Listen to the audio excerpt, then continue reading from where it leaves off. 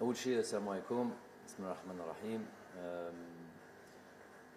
Effectivement, cette date du 29 mars restera à jamais gravée déjà dans nos têtes, que ce soit les acteurs principaux, à savoir les joueurs, tout le staff technique, évidemment tous les supporters et tout le peuple algérien, tous les cas ceux qui suivent le football et l'équipe nationale. De par déjà l'importance de ce match-là, décisif pour cette qualification mondiale 2022, et évidemment de par ce scénario, on va dire, n'ayons pas peur des mots, dramatique, où on est passé par tous les sentiments. Et puis avec ce résultat final. Et quand je dis scénario dramatique, je ne parle pas que des dernières secondes du match, je parle de l'ensemble du match, je parle des 2 heures, des 126 minutes qui ont jalonné ce match-là. Donc effectivement, c'est pas quelque chose qui chez moi peut disparaître aussi facilement. On avait fondé évidemment beaucoup d'espoir. C'est un projet qui a démarré à ma signature. Il était prévu, on parlait de qualification évidemment et de participation productive et positive aux différentes CAN, les 2 CAN et puis cette Coupe du Monde. Donc il n'y avait pas évidemment, comme j'ai pu l'entendre ici et là, de résultats ou des objectifs de résultats dans ce contrat, mais on parlait quand même d'un contrat qui allait porter sur 4 ans et demi, et dans ces 4 ans et demi, il y avait deux compétitions intercontinentales qui étaient la Coupe d'Afrique 2019-2021 et cette Coupe du Monde. Donc c'était un objectif pour nous. Évidemment que c'est une grande désillusion, une grande tristesse, et puis d'autres sentiments tels que la colère aussi. Donc on ne peut pas dire que l'on est totalement récupéré de ça et qu'on est déjà passé à autre chose. Ça serait mentir. On est encore dans ce choc-là, dans cette puis on ressasse ce match-là. Une personne comme moi qui est totalement investi dans mon travail, où je place mon métier quasiment au centre de ma vie, avec bien sûr la famille. C'est évidemment une lourde chose à porter, et qu'il va falloir justement porter pendant un certain temps. L'être humain, l'insan, il est fait d'oubli. Il est fait d'oubli, c'est d'ailleurs la racine de mot insan. Et c'est sûr qu'avec le temps, les choses entreront dans l'ordre et s'amenuiseront. Le sentiment de tristesse, le sentiment d'avoir raté quelque chose. Mais ça restera toujours gravé en nous, on le portera tout le temps. Donc ça va un peu mieux, pour répondre plus simplement à la question. Évidemment, chaque jour suffit à sa peine, ça va un peu mieux, mais ça reste quand même assez frais, et les sentiments dont je vous ai parlé au début sont toujours assez vifs.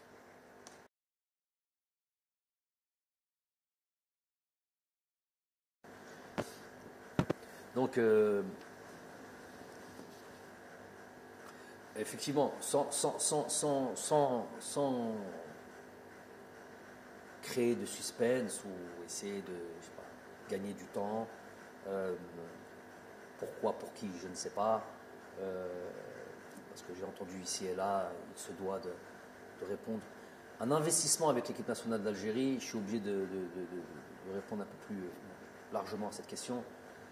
J'avais déjà été approché en équipe nationale d'Algérie avant même que je prenne mes fonctions en 2018, et j'ai à chaque fois tempéré et je l'avais expliqué ça aussi, parce que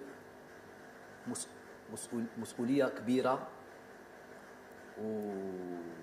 et on ne peut pas, si on ne se sent pas prêt, s'aventurer sur ça. Je ne suis pas un entraîneur qui khidma, parler simplement, pas un entraîneur sans emploi ou à la recherche d'un emploi,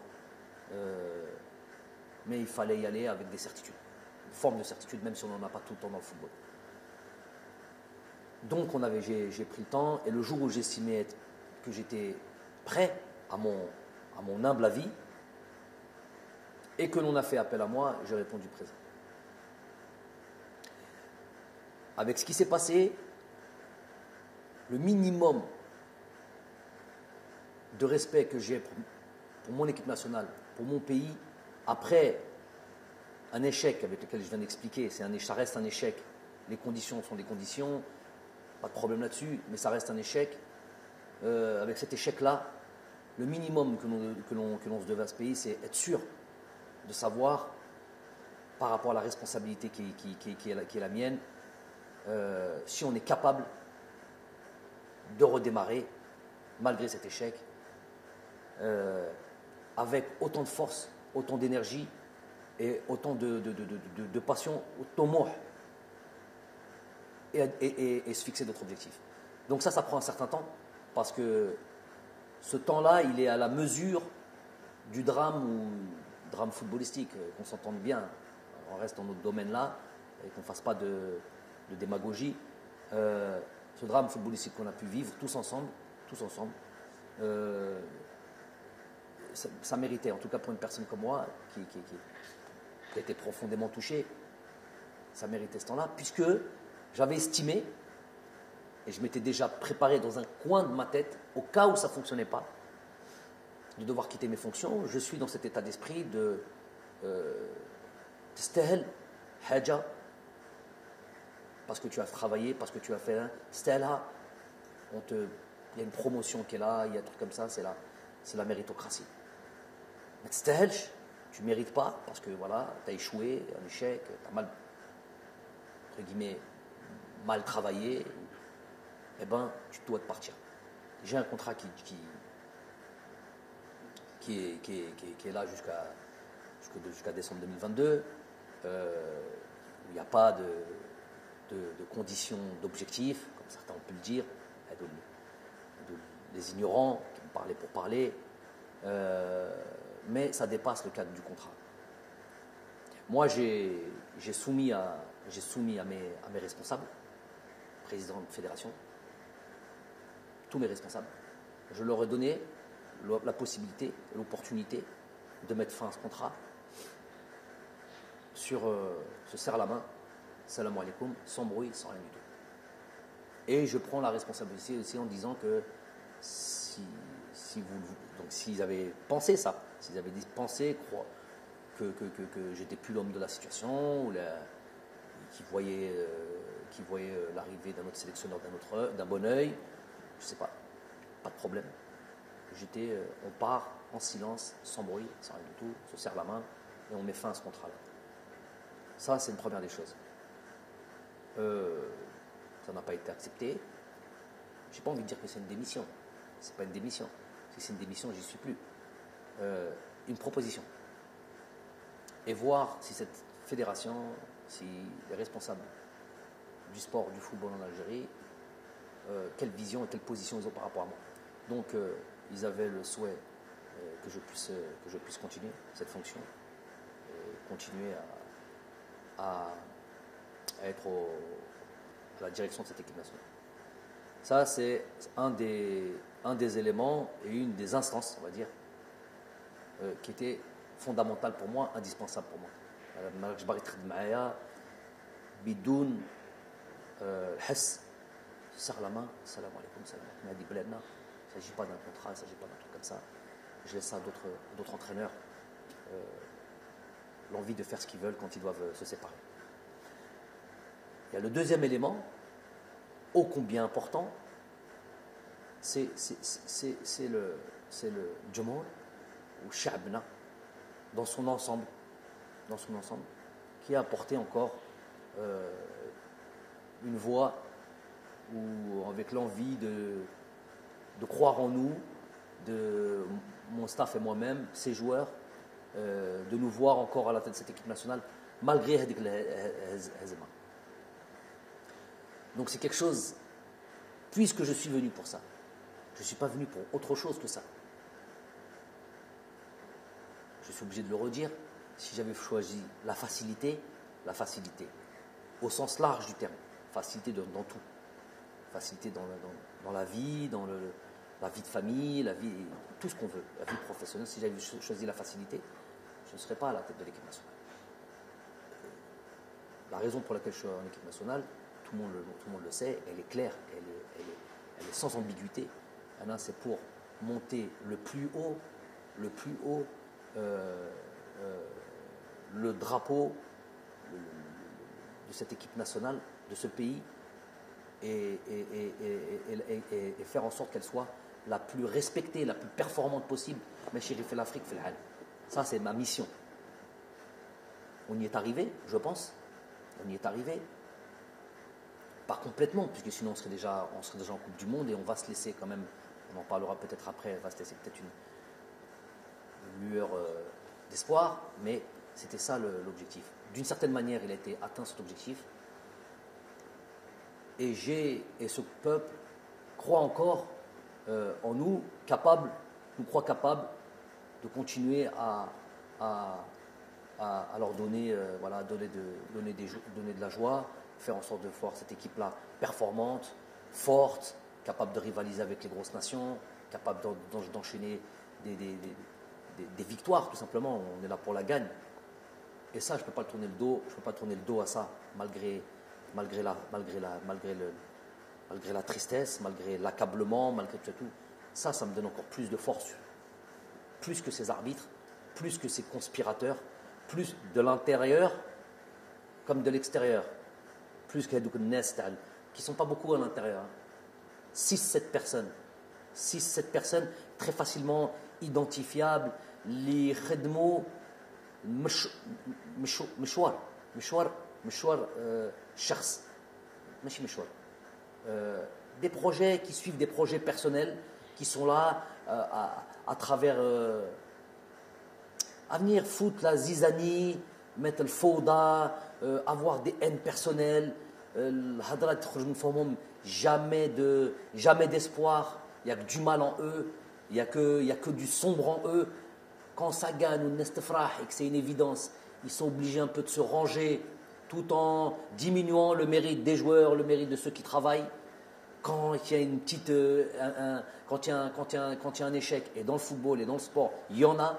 Quand il y a et ben, ils le grossissent et on devient des incapables et on devient des gens à qui il faudrait faire du tort. Ça, et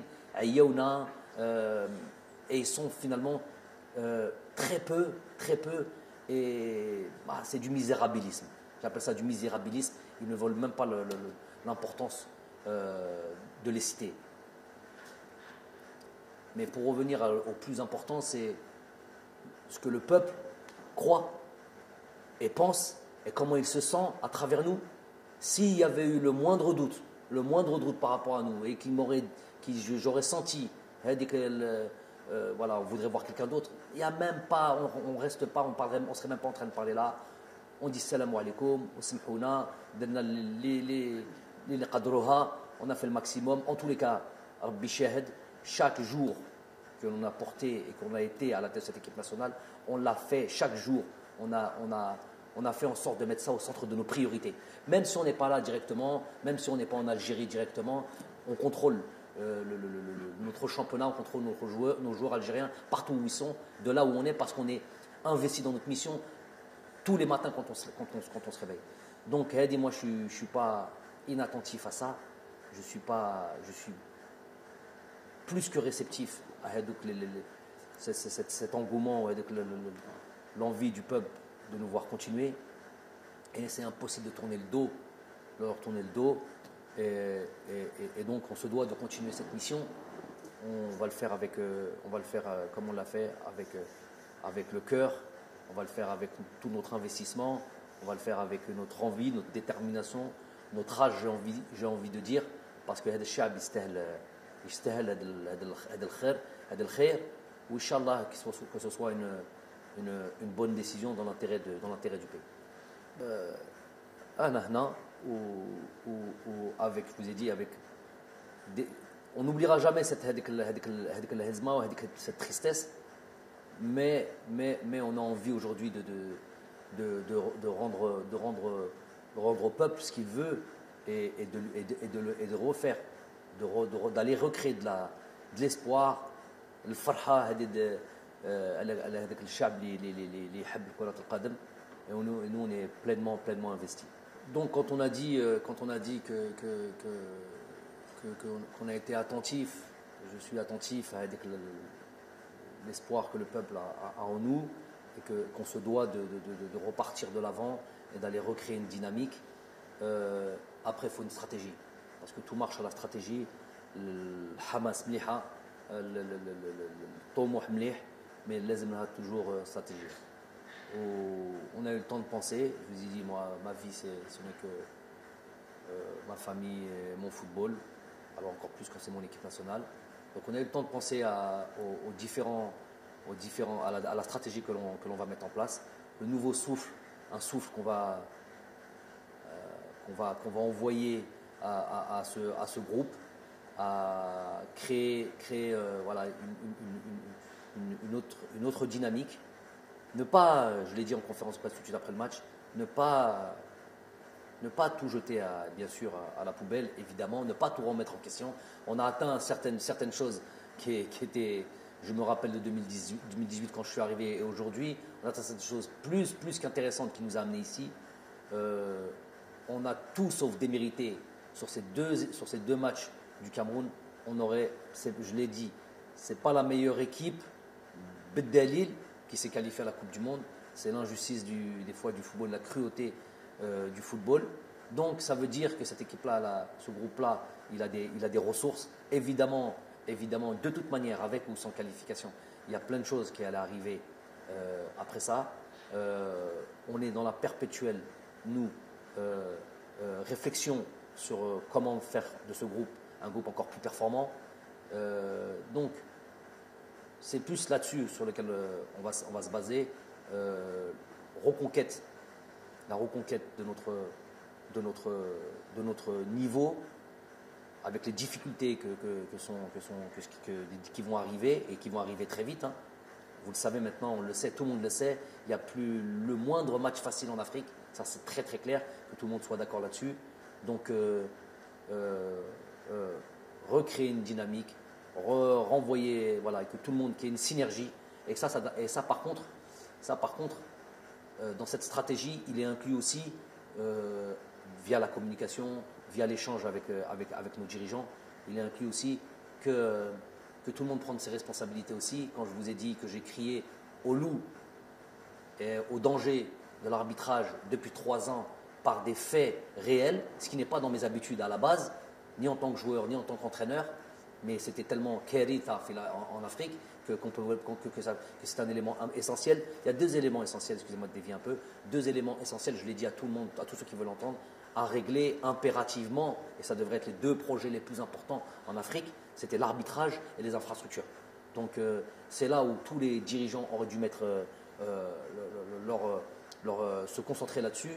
Quand on voit le niveau de l'arbitrage, les terrains ça va un petit peu mieux, il y a des stades ici et là qui se construisent, mais quand on voit le niveau de l'arbitrage, on est encore très loin du haut niveau. On est encore, pour moi à l'âge, j'ai pas peur des mots, hein, à l'âge, c'est notre continent, tout notre continent inclus. On est à l'âge préhistorique au niveau arbitrage, au niveau conditions de jeu, même ça s'améliore, conditions d'infrastructure. Mais sur l'arbitrage, on a l'âge préhistorique. Voulu, pas voulu, est-ce que certains y trouvent leur intérêt dans cette CAF, dans cette peut-être FIFA, je ne sais pas qui, pour que l'arbitrage n'évolue pas? J'en sais rien. En tout cas, c'est un constat, c'est un fait. Celui qui veut venir en parler avec moi, il vient. Celui qui a fait le Meiden, il dit fait le Meiden Maya, on a hadro et on parle concrètement de ce qui se passe. On analyse concrètement ce qui se passe, plutôt que de venir parler, sortir des belles phrases. Sur le terrain, gros souci au niveau de l'arbitrage. Je vais prendre le temps de dire une chose. J'ai travaillé dans le continent asiatique. J'ai travaillé dans le continent européen, évidemment, en tant que joueur. Et j'ai vu comment on a basculé au niveau de l'arbitrage en Europe, comme on est quasiment au niveau zéro, quasiment au niveau zéro erreur, en plus avec la VAR. Donc là, il n'y a quasiment plus aucune possibilité d'erreur. C'est une vraie assistance. C'est une vraie assistance aux arbitres. Il n'y a plus de possibilité d'erreur. En Asie, donc il n'y a même plus la possibilité qu'un arbitre fasse quoi que ce soit. En Asie, j'ai été à la tête j'ai fait les Champions League asiatiques avec mon club. J'ai fait les équipes nationales avec l'équipe nationale du Qatar. Donc j'ai fait les compétitions internationales asiatiques. J'ai fait des colloques, des réunions préliminaires aux compétitions que l'on a pu jouer, que ce soit des coupes du Golfe, que ce soit des coupes des championnats d'Asie, des Champions League asiatiques. J'ai fait ces réunions préliminaires. J'en ai fait notamment une avant un championnat d'Asie, je crois, où je le répète et je répète souvent, on sort de la réunion, elle dure 1 heure, 1 heure et demie.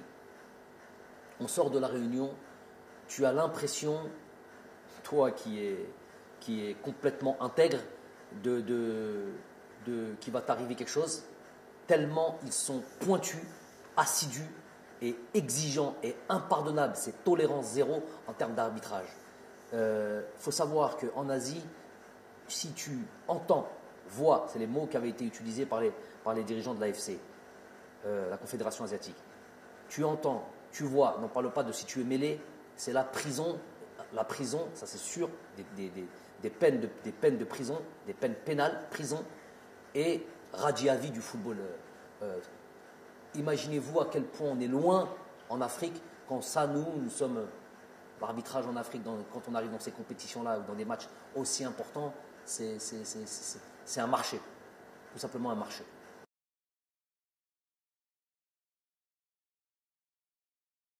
Ok, donc effectivement, on est dans ce groupe avec l'Ouganda, la Tanzanie, le Niger. On retrouve le Niger. Comme je l'ai dit, que tout le monde le sait maintenant, il n'y a plus de petites équipes en Afrique. On a pu le voir durant cette CAN, par exemple, qui a regroupé. On a vu toutes les phases la phase de groupe, toutes les équipes, les grosses équipes, ne serait-ce prenons en exemple le champion d'Afrique, le Sénégal, avec cette première victoire, je me rappelle 1-0, 97e minute sur penalty de Mané contre le Zimbabwe, je crois, je ne sais plus contre qui. Ce 0-0 contre la Guinée, bon, la Guinée est quand même une très bonne équipe d'Afrique.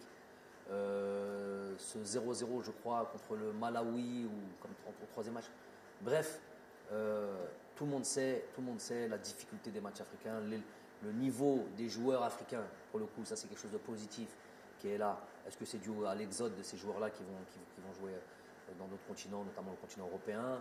Est-ce que c'est ça? Est-ce que c'est la formation? Je sais qu'il y a beaucoup de pays qui travaillent à la formation, le Sénégal, le Mali, c'est des pays où ça forme, d'autres pays aussi, Sud-Afrique, l'Afrique du Sud. Donc c'est aussi dû à ça. Donc le joueur africain est maintenant quasiment complet, même dans les petites, entre guillemets, les petites nations du football africain. Donc ça, il n'y a pas de doute là-dessus. Donc on a ces 2 premiers matchs contre l'Ouganda à Oran, Inch'Allah, et le match contre la Tanzanie en Tanzanie. Donc effectivement, on rentre pleinement dans ce travail. De nouveau, l'étude de ces équipes-là, travailler sur nous, sachant que c'est travailler sur nous, notre équipe, notre groupe, et cet esprit de reconquête qui va nous animer. C'est des dates qui sont toujours un petit peu compliquées, parce que c'est des dates qui arrivent en fin de saison, où les joueurs arrivent fatigués, où les joueurs ont juste une envie, c'est de partir en vacances. À raison, quand on a une saison lourde comme ça, on a envie de récupérer. Donc ça c'est une chose, c'est notre donnée. Et avec des championnats qui s'arrêtent plus ou moins tôt, donc il va y avoir des divergences dans la forme des uns et des autres qu'il va falloir prendre en considération. Quoi d'autre? Donc tout ça, ça va être évidemment étudié, suivi, et voilà, faire en sorte, surtout, et puis surtout, voilà, le moral des troupes, parce que effectivement, il va peut-être y avoir des joueurs qui étaient là pour cette double confrontation contre le Cameroun et qui ne seront pas là au mois de juin pour ces deux matchs contre l'Ouganda et la Tanzanie. Mais il y aura aussi un noyau qui est là et qui a été touché, je sais, qui est lourdement touché parce qu'ils avaient beaucoup d'espoir dans cette qualification à la Coupe du Monde. Donc il va falloir aussi remobiliser les troupes, se réinventer, renvoyer de la force au projet que l'on veut mettre en place et que tout le monde adhère à ça. Voilà, que tout le monde adhère à ça. On va s'atteler à ça. Donc c'est là aussi va être la difficulté, en plus de l'adversaire, en plus des deux matchs qu'on va pouvoir jouer dans ce groupe-là, dans ce début de campagne de qualification. Il va y avoir aussi ces éléments à prendre en considération. On va être déjà dessus. Nous, de toute manière, entraîneurs que je suis, staff que l'on est, on est dans l'éternelle remise en question. On fait un bilan après chaque stage, après chaque phase finale. On est dans l'échange quasi quotidien. C'est un travail lourd sur lequel on est. Où je vous ai dit, on place notre travail au centre de nos priorités. Donc tout ça là, tout ce que vous venez de citer, évidemment, ça va être mis à l'ordre du jour. Évidemment qu'il va y avoir un effectif qui va évoluer, mais je vous dis, de toute manière, on est dans la perpétuelle idée de comment être plus fort. Donc que ce soit avec un groupe, que ce soit dans les méthodes dans la méthode de travail, que ce soit dans les idées de jeu, de comment poser. Vous voyez bien sur ces deux derniers matchs, on a été sur un système dans lequel on n'a jamais joué. On a estimé que c'était le meilleur système. Il s'avère qu'on a été gagné à l'extérieur, là où c'est très, très, très difficile d'aller battre le Cameroun, sans concéder la moindre occasion. Si ce n'est le coup franc de Toko Ekambi un petit peu vicieux, sur lequel Raïs était vigilant. Je ne sais pas si on peut considérer ça comme une occasion, mais en tous les cas, sur l'aspect du jeu, on n'a pas concédé d'occasion. Ils ont eu le ballon, parce qu'on a bien voulu ça, une position stérile qui ne les a pas amenés à des vraies occasions de but. Un match retour, on est reparti sur le même système, on peut avoir des systèmes identiques, mais avec une animation différente et avec un état d'esprit différent. On s'est créé pas mal de situations. On a frappé 7-8 fois au but Pour moi, ce match-là, je le résume comme ça aussi. Il y a eu deux hommes du match dans ce match-là. Le premier, c'est Gassama. Le deuxième, c'est Onana, le gardien de but. Combien d'arrêts il a fait? Combien de situations il a eu? Bon, plus ou moins dangereuses. Il y a eu des arrêts un peu plus faciles, toujours avec des frappes cadrées. Mais il y a eu des vraies situations de but. Il y a même eu des buts qui ont été annulés. On s'est retrouvé dans la surface de réparation. Donc il y a des pénaltys qui ont été annulés. Tout ça, et pour eux quoi? Une occasion sur le centre avec le double arrêt de Raïs Mbolhi. Donc on s'est remis, pour vous dire qu'on se remet en question, même sur des matchs clés, alors qu'on a un système dans lequel on joue plus ou moins deux systèmes sur lesquels on alterne depuis à peu près quasiment 4 ans. On n'a pas hésité à se remettre en question sur un match, alors qu'on peut estimer qu'il peut y avoir un grand risque de changer un système tactique, de passer d'une défense à 4 à une défense à 3. Bref, tout ça, c'était une prise de risque calculée. Donc c'est pour dire à quel point on est dans la réflexion, l'analyse. Il y aura, ça sera perpétuel, ça sera un truc. Il va y avoir l'avènement normalement de joueurs qui vont devoir faire comme l'ont fait à leur temps Youssef Blaili, Baghdad Bounedjah, Djamel Belamri, Youssef Attal, Ismaïl Benasser. Quand on arrive en sélection, Ismaïl Benasser, il ne faut jamais l'oublier, n'avait 0 match en équipe nationale. Donc c'est des joueurs qui ont commencé à jouer avec nous et qui ont progressé, qui se sont imposés. J'invite les différents joueurs qui vont nous rejoindre à être dans ce même état d'esprit, à les bousculer, et plus que bousculer, prendre des places s'il le faut dans cette équipe nationale et montrer qu'ils sont au niveau pour aller faire de grandes choses. Les cadeaux, il n'y aura jamais de cadeaux. On me parle par exemple d'un Ahmed Touba qui a fait une très bonne rentrée et que des fois aussi simpliste que ça m'étonne toujours quand c'est des professionnels, soi-disant professionnels qui en parlent. Il aurait dû faire jouer lui, les sélectionneurs de plateau, les entraîneurs de plateau qui n'ont jamais entraîné qui que ce soit, en fait. Hein. Même pas une équipe de U13 ou U15, mais ils ont toujours la science infuse. Ou si on leur donnait une équipe, on verrait leur niveau catastrophique, et la manière de travailler. Ils se reconnaîtront, cela. Donc, quand on me dit oui, il aurait dû faire jouer lui, après résultat, à 20 secondes, à 30 secondes, on aurait rien dû refaire. 30 secondes a suffi à remettre en cause des joueurs et remettre en cause des systèmes. Mais par exemple, je vais parler de choses intéressantes. Un joueur comme Ahmed Touba, par exemple, Ahmed Touba, il y a un début dans lequel il est arrivé, où on a discuté avant, il y a un long process. On ne va pas tous les jours crier « Non, non, non. Lui, il sait ce qu'on fait. Avant même qu'il arrive, il y avait une discussion à avoir sur son jeu et sur sa manière de jouer. Le Ahmed Touba, qui est venu, qui nous a rejoint il y a 1 an et demi à peu près, ou 1 an comme ça, qui n'a pas trop joué, et le Ahmed Touba d'aujourd'hui, il y a une grosse différence.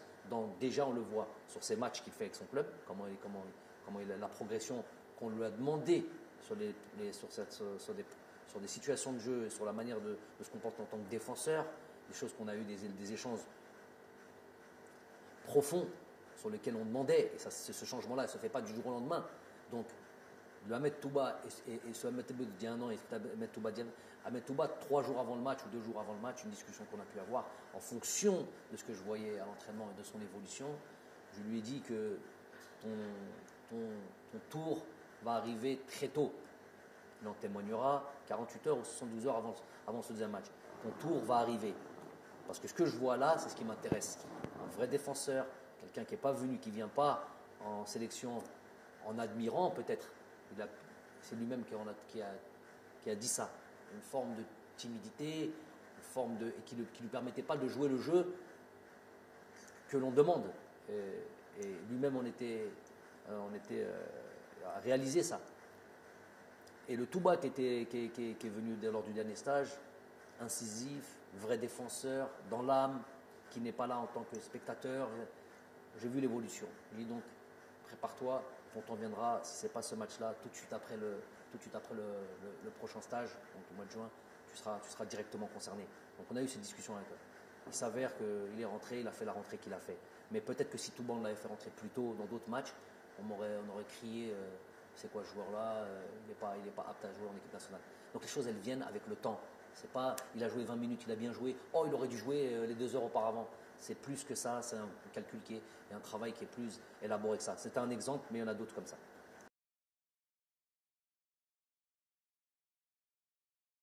Bon, أول شيء Tchaker ما ننساوش parce que Tchaker nous a donné tellement de joie dans ce match, dans ce stade-là. Il y a eu plusieurs qualifications Coupe du Monde qui ont été réalisées, des matchs historiques. Menseauch, ne serait-ce que parce que il porte le nom d'un Chouhada, donc Rabbi Rahmou, Rabbi Wassa alayh. Mais c'était prévu avec ou malgré les efforts réalisés, les trucs et tout, ne serait-ce que le fait de devoir jouer ailleurs qu'en Algérie. Moi, mon souhait, ça a toujours été d'aller se produire. Cette équipe nationale, c'est l'équipe nationale de tous les Algériens, se produire partout, que ce soit à l'ouest, à l'est, dans le sud. Si on avait l'infrastructure dans le sud pour aller voir nos frères là-bas dans le sud algérien, Béchar, je ne sais pas. Du côté de la Kabylie, il y a le stade de Tizouzou, j'espère qu'il arrivera à achèvement le plus tôt possible. Déjà l'idée c'est ça, d'aller se répandre et d'aller profiter Jomorna ou Humayoteni profite de nous et d'aller faire des grands matchs partout en Algérie. Ça c'est l'objectif numéro 1, avec ou sans Tchaker. Ça c'est une chose. Deuxième chose, donc le stade d'Oran et le stade c'est celui-là qui est prêt. Et c'est celui-là parce qu'ils vont accueillir les Jeux méditerranéens. Et évidemment, donc c'est un début. C'était prévu bien avant ce match-là. C'était prévu qu'on aille à Oran parce qu'on savait que c'était le stade qui allait être prêt. Donc on va aller jouer à Oran. On va aller jouer 1 match, 2 matchs, 3 matchs régulièrement. Le temps que les autres stades soient prêts. J'exclus pas de revenir moi jouer au 5 juillet, d'aller jouer. On m'a dit que Barraki c'est en très bonne avancée que on risque de récupérer ce stade bientôt. Donc Barraki, j'espère que les autres stades, voilà, là où on peut se produire, l'Algérie Kbira, Masha'Allah, et nous, notre objectif, c'est d'aller jouer partout en Algérie.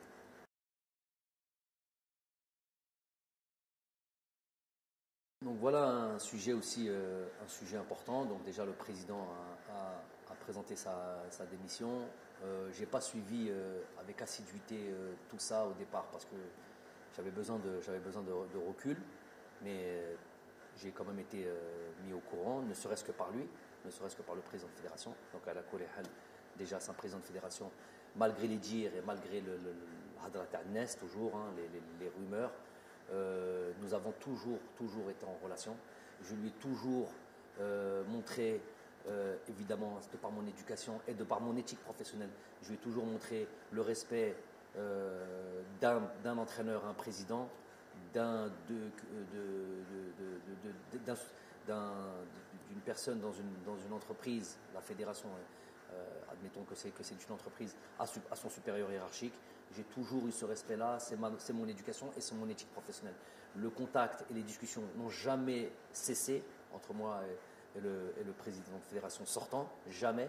À partir du moment où il a pris ses responsabilités ou qu'il a pris sa fonction de président, on a toujours travaillé ensemble, malgré, on va être très clair et très sincère là-dessus, malgré le fait, et il l'admettra lui-même, que d'un point de vue footballistique, c'est peut-être pas ce qu'on demande en priorité à un président, malgré sur l'aspect footballistique, il y avait évidemment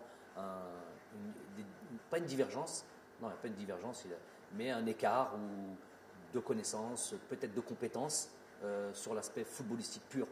Et donc peut-être un peu moins d'échanges sur l'aspect footballistique, malgré que j'aime en parler, j'aime m'expliquer ce que je fais. Et il a eu le droit à toutes ces discussions, où j'expliquais toujours ce que l'on faisait. Mais voilà, en retour, évidemment, si on veut créer, si on veut comparer par exemple au président que j'avais avant, qui était M. Khabdin Zetchi, qui est issu du football, avec tout le monde, on n'a pas besoin de réexpliquer son itinéraire et où on pouvait plus rentrer sur l'aspect football, mais à la limite, c'est pas le problème. Il y a un président qui est démissionnaire. Ce que je lui ai dit quand il m'a annoncé sa démission, c'est qu'il est quelque part, il porte la responsabilité d'un échec collectif dont nous faisons partie, dont moi, coach, je fais partie, et il faut peut-être qu'il y en a un qui paye pour ça, ou peut-être que lui-même, s'il est démissionnaire, c'est que lui-même peut-être estime qu'il ne peut pas mener sa fonction au bout. Je ne sais pas, les raisons lui appartiennent. En tout cas, toujours on respecte les gens, on remercie les gens. C'est une personne sur l'échange humain et très appréciable, vraiment très appréciable. J'ai jamais eu le moindre souci, malgré que sur l'aspect humain, sur l'aspect du travail, évidemment, ça c'est partout, ça existe partout. Il peut y avoir des divergences, on donne chacun son point de vue, mais après, ça ne dépasse pas un certain niveau au niveau du respect. Le respect a toujours été là. J'apprécie l'homme. Il n'y a pas eu l'ombre de souci. J'ai fait ce que j'avais à faire en tant que sélectionneur par rapport à un truc. Tout ce qui a été dit concernant nos relations, comme quoi il n'y avait pas de relation, c'est du mensonge. Ça, lui, il le sait, lui peut en témoigner, les gens qui travaillent avec lui peuvent en témoigner, du gros mensonge, comme il est répandu beaucoup chez nous, chez les 6-7 dont on parle là, les 6-7, ils se reconnaîtront, passent leur temps à créer cette nuisance qui fait rien de bien à l'Algérie. Ils apportent absolument rien de bien à l'Algérie. Anti-progression, anti-amélioration, anti-espoir, je les appelle. Donc il y a toujours eu la relation avec le président. Il est sortant. Je n'ai, et ça c'est bien que vous me posez la question, très important qu'on mette les choses au clair, devant vous et devant Shab Kamel et devant tous ceux qui vont décider et devant tous les pouvoirs publics et devant tous ceux qui ont un rapport avec l'élection d'un nouveau président de fédération. J'ai parlé tout à l'heure de Khabdin Zetchi. Ceux qui disent encore, on n'est jamais plus sourd que quand on ne veut pas entendre. Ceux qui disent encore que je n'ai pas obtenu satisfaction sur le fait de garder Zetchi, il aurait fallu encore que je demande quelque chose pour ne pas obtenir satisfaction. J'ai jamais demandé, je l'ai dit devant tout le monde, et je l'ai dit en privé devant celui pas un secret de polichinelle, devant le président de la République lors de notre entrevue, quand on avait discuté de tout et de rien, et notamment sur l'arrivée, sur le fait que M. Zetchi partait, il n'y a jamais eu la moindre demande. Le meilleur témoin, c'est le président de la République. S'il y en a quelqu'un qui veut se substituer à ce témoin et qui a un dos qui est plus véridique que le président de la République sur cet aspect-là, qu'il se lève et qu'il se montre. Donc déjà sur Zetchi, je n'ai jamais rien demandé et je n'ai pas à demander. Je sais où est ma place. Ce qu'on veut me faire porter, Jamel, il est concentré sur son travail. Tu n'interfères pas dans mon domaine, dans mes prérogatives, comme je n'interfère pas dans tes prérogatives. Les fois où j'ai commencé à parler de terrain, parce qu'on prend ça comme exemple, de terrain de foot, oui, le terrain n'est pas bon. Le coach, normalement, il ne parle pas de ça. Mais si je ne parle pas du terrain dans lequel je vais devoir exercer ce que je fais au quotidien, savoir jouer au football, je vais parler quand? Je vais parler où? Si le terrain est mauvais, j'ai dit le terrain est mauvais, mais ce que je mets en place, moi, à l'entraînement, je ne peux pas le mettre en place au jour du terrain. Ça, il ne faut pas l'interpréter comme le gars, il rentre dans toutes les discussions. Je rentre dans rien du tout. Juste dans mon travail. Mon travail, tout le monde le sait, et qu'on ne me donne pas une importance que je n'ai absolument pas. C'est encore du mensonge, c'est encore de la fumée qu'on veut encore, où on veut créer une forme de truc. Moi, les choses, au moins une chose importante et essentielle, et qui règle beaucoup de problèmes, c'est clair ce que je raconte. C'est que c'est clair et c'est direct. On n'aime pas, ça c'est autre chose. Mais ça c'est au moins clair et direct. Tu me poses une question, je te réponds directement, sans mensonge, comme eux ont l'habitude de faire, ont l'habitude de dire. Donc, pour revenir au président de la fédération, je n'ai jamais intervenu sur M. Zetchi. On n'est jamais plus sourd que quand on ne veut pas entendre. Ça c'est une chose qui est très importante. Hadi Loula. Deuxième chose, sur M. Amara, il parle. Il vient, on lui dit merci, barakallahu fik, que tu n'es pas le seul fautif de ce qui s'est passé. On est tous fautifs là-dessus.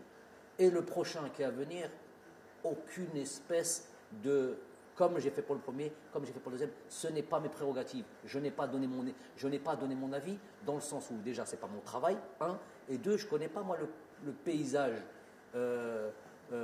footballistique des dirigeants en Algérie. Je ne le connais nulle part d'ailleurs.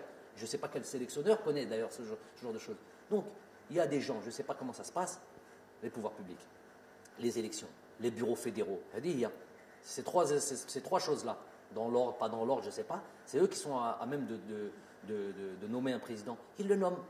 Et pour qu'ils nomment un président, il faut qu'il y ait des gens aussi, c'est ce que j'avais dit lors de la dernière fois, il faut qu'il y ait des gens clairs, qui se présentent clairement et qui viennent présenter leur programme. Moi, j'invite ces gens-là à se montrer clairement, pas à se cacher, pas être derrière les 6-7 qui viennent regarder. Vous verrez dans les bouches, un il est là, 3-4 plateaux, 2-3 youtubeurs, un ou deux Twitter, pas Twitter, et ils disent la même chose. Ils ont un groupe WhatsApp, ils se transmettent. Le fait du jour, c'est ça. Aux gars, de là où ils sont, je ne sais pas comment ils appellent ça, les mouches, moi je ne suis pas des nouvelles technologies, là, les mouches qu'on envoie comme ça sur le net ou je ne sais pas quoi, et ils balancent tous la même chose. Tout ce qui fait du mal au pays. Cela, c'est tout ce qui fait du mal. C'est cela qui amène la noirceur. C'est cela qui amène l'ambiguïté. C'est cela qui amène le bab dans le pays. On ne sait plus qui dit quoi, mais qui est désinformé, malhonnête. Hadou, je les appelle vraiment. Tu peux ressentir, j'ai pas peur des mots, au fond de lui, il a un discours de l'Algérie, le drapeau, Hadra Sha'bawiya. Ça, tu l'entends. Mais dans les faits, c'est tout le contraire. Je vous l'ai dit après la conférence de presse, il y en a, c'était l'Eid avant l'heure. Ils ont festoyé, dahko, zah. Ils étaient heureux comme pas possible. Wallah, heureux comme pas possible. Leur épouse, ce jour-là, leur demandait n'importe quoi, elle leur donnait. C'était un jour de fête pour eux. C'était là où tout le monde pleurait, ils se reconnaissent et ils le savent. Au fond d'eux, ils le savent. Par contre, un jour, il y a eu une ambiguïté sur les termes que j'avais employés. Il n'y a plus d'ambiguïté. Hada munafiq 100%. Munafiq li muktuba fil Qur'an. Voilà, lui qui vient, qui présente le drapeau de l'Algérie ou l'arc de l'Algérie, mais il n'y a rien d'algérien en lui. Il veut que truc. Il y a sa poche, ses intérêts, nefsi. Ça, c'est clair et net. Et c'est quoi leur poche? Et alors, je répète pour cette histoire de président, pour que vous sachiez un peu le fonctionnement, c'est important, Hedou. Keshfouhum au moins. J'ai rien à perdre là-dessus. Jamel Belmadi, oui, il a un truc sur le. Je suis en train de dire au pouvoir public, aux bureaux fédéraux, à tous ceux qui vont élire. Moi, j'ai rien à voir là-dedans, ne me demandez pas là-dedans. Ramenez le président de fédération que vous voulez. Moi, je ne travaille pas pour un président de fédération, je travaille pour. Ça va être mon supérieur hiérarchique, ça va être avec lequel je vais devoir travailler, mais moi, je travaille pour l'équipe nationale d'Algérie, je travaille pour mon peuple, comme le président de fédération va venir travailler pour le peuple. Donc, je n'ai absolument pas à me mêler de tout ça. Qu'ils aillent faire leur truc, peu importe qu'ils amènent. C'est clair, il n'y a plus de trucs. Par contre, Redou, qui veulent promouvoir quelqu'un, ce quelqu'un ne veut pas se mettre en avant par son programme, par un engagement clair. Je veux, moi, me présenter comme président de fédération. Voilà mon programme, voilà pour moi. Élisez-moi. Hada Bala qui veut, je ne sais pas, qui veut que peut-être le président de la République lui dire écoute, tu vas être élu, donc vas-y maintenant tu peux aller te présenter. Morachah, ça Morachah. Moi, هذاك Morachah, بين روحك. Arrête d'être derrière tes 6-7 personnages là les Hadra Bark qui veulent rouler le peuple dans la farine. Présente-toi et viens te faire élire avec ton programme et prends tes responsabilités. Et tu n'as pas besoin d'avoir des garanties de qui que ce soit que tu vas. Ce qui va te garantir sois élu, c'est ceux qui vont t'élire, c'est ton bureau fédéral, les gens qui sont censés t'élire, tout simplement. Je ne connais pas trop le fonctionnement, je n'ai pas à le connaître. Et qu'on ne vienne pas mettre ça sur le fait que. Donc, leur incapacité à venir se faire élire, ce serait moi, Jamel, qui mettrait un obstacle. Elle dit c'est trop facile, c'est pour atteindre des personnes, c'est pour toujours empêcher que le football avance, que les choses avancent, et c'est juste pour leurs petits intérêts. D'où les 6-7 dont je parle, des petits intérêts. C'est quoi leurs intérêts? Qarariha, un parfum, un voyage avec l'équipe nationale d'Algérie, entrer à Sidi Moussa avec prolongement sur un déjeuner, sur un café, des privilèges comme ça là, des privilèges, et tout ça sur le dos de l'équipe nationale. Tout ça, pour toutes ces petites choses-là, ils sont prêts à ce que leur pays traverse des périodes de crise comme celle-là, juste pour ce petit intérêt-là. Mais soit Walou, misérabilisme total. Et j'en ai parlé, j'espère que j'en reparlerai plus, mais c'est juste pour mettre une clarté dans le paysage du football algérien.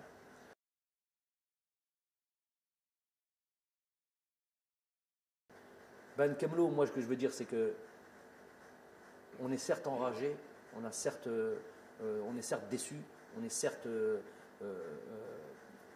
n'ayons pas peur des mots, traumatisé. Ça, voilà. Demain matin, le jour se lèvera et la force des hommes et d'un peuple, c'est aussi de se relever. Donc nous, on va se relever. Des fois, plus jamais de la vie, on laissera 2-3 personnes conspirer contre notre pays. On ne laissera plus jamais un arbitre comme ça venir mettre à mal un pays. Je suis obligé de dire que je n'ai pas aimé du tout le lendemain du départ de cet arbitre à l'aéroport d'Alger, le voir confortablement assis dans les salons à boire un café et un millefeuille. Ça, j'ai pas aimé ça. J'ai vidé mon sac chez cet arbitre-là. Je l'ai recroisé en Turquie après, j'ai pris le vol. Je lui ai redit la même chose. Je lui ai dit qui il était. Mais ça, j'ai pas aimé que nous puissions accepter ce genre de choses. Nous, quand on va dans ces pays, quand on va en Afrique, souvent, c'est pas ces traitements de faveur que l'on a. Heda, il a enlevé l'espoir de tout un peuple et on le laisse comme ça. Je ne dis pas qu'il faut le tuer, je ne dis pas qu'il faut le truc, mais mettre Heda Haggar, Heda plus que Haggar. Donc ça, j'ai pas apprécié. Il ne faudra plus jamais accepter ce genre de choses. Inch'Allah, هذا الشعب الجزائر إن شاء الله يزيد يفرح ويزيد إن شاء الله qu'on vit encore des moments comme ça de joie, d'allégresse dans le futur. En tous les cas, nous, on va faire le maximum, on va s'atteler à ça, staff technique, joueurs. De toute manière, il va y avoir des joueurs. Bien sûr, il y a des erreurs ici, là, bien sûr, il y a des choses qu'on peut leur reprocher, mais dans l'ensemble, je les félicite. Mais on va devoir encore faire plus et ils vont devoir encore démontrer encore plus d'envie pour leur pays dans un esprit de reconquête. Donc voilà ce qui va être dans notre avenir. Et on a fait Laylat al-Qadr sur les derniers jours. Rabbi Inch'Allah يقبل صيامنا يقبل nos duas Inch'Allah وان شاء الله نكملوا هذه السيام بالصحه والهنا وصحه رمضانكم صحه عيدكم. On vous dira son temps et honneur. Voilà.